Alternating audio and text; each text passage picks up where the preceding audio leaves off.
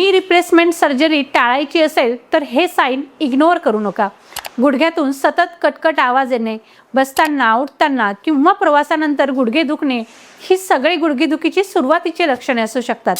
गुडघ्यातील वंगण कमी झाले की हाडं एकमेकांना घासायला लागतात आणि त्यांना सूज येऊन वेदना ह्या वाढतात. वाढलेलं वजन, जुने इंजुरीज, थंड हवामान हे सगळं गुडघ्यांना अजून कमकुवत करतं. आजकाल चुकीच्या लाईफस्टाईलमुळे 25 ते 30 वयातही हा त्रास जाणवतो.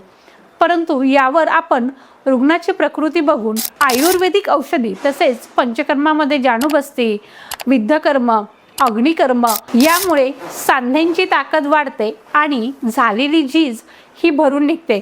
आपल्या पंचकर्म उपचारांनी 100 पेक्षा जास्त रुग्णांना गुडघेदुखी ही अगदी 2 ते 3 महिन्यातच बरी झालेली आहे. त्यामुळे हा त्रास अंगावर न काढता तुम्हीही आजच आपल्या क्लिनिकला भेट द्या.